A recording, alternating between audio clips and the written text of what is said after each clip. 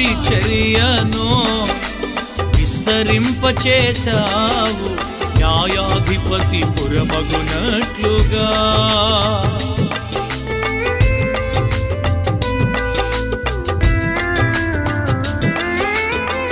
నీవిచ్చిన ప్రారంభ పరిచర్యను విస్తరింపచేశావు, న్యాయాధిపతి పురమగునట్లుగా. ఊరి గుడిసెను పురముగా